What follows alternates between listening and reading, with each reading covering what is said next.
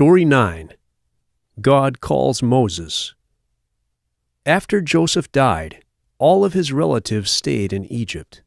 They and their descendants continued to live there for many years and had many children. They were called the Israelites. After hundreds of years, the number of Israelites had become very large.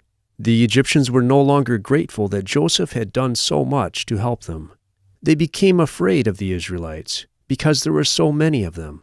So the Pharaoh who was ruling Egypt at that time made the Israelites slaves to the Egyptians. The Egyptians forced the Israelites to build many buildings and even whole cities.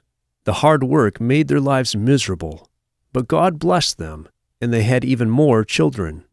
Pharaoh saw that the Israelites were having many babies, so he ordered his people to kill all Israelite baby boys by throwing them into the Nile River.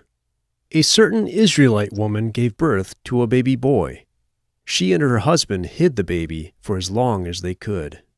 When the boy's parents could no longer hide him, they put him in a floating basket among the reeds along the edge of the Nile River in order to save him from being killed.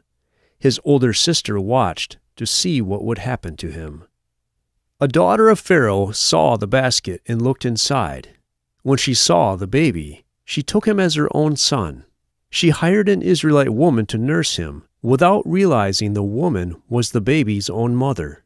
When the child was old enough that he no longer needed his mother's milk, she returned him to Pharaoh's daughter, who named him Moses.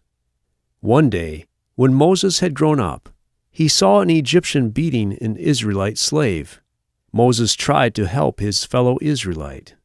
When Moses thought nobody would see, he killed the Egyptian and buried his body. But someone saw what Moses had done. Pharaoh learned what Moses had done. He tried to kill him, but Moses fled from Egypt into the wilderness. Pharaoh's soldiers could not find him there. Moses became a shepherd in the wilderness far away from Egypt. He married a woman from that place and had 2 sons. Moses was taking care of his father-in-law's herd of sheep. One day, he saw a bush on fire, burning without being destroyed. He went close to the bush to look at it. When he was very close, God spoke to him. He said, "Moses, take off your shoes. You are standing on holy ground." God said, "I have seen the suffering of my people. I will send you to Pharaoh so that you can bring the Israelites out of their slavery in Egypt. I will give them the land of Canaan, the land I promised to Abraham, Isaac, and Jacob."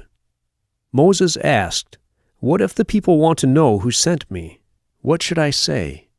God said, "I am who I am. Tell them, I am has sent me to you. Also tell them, I am Yahweh, the God of your ancestors, Abraham, Isaac, and Jacob. This is my name forever." Moses was afraid and did not want to go to Pharaoh because he thought he could not speak well. So God sent Moses' brother Aaron to help him.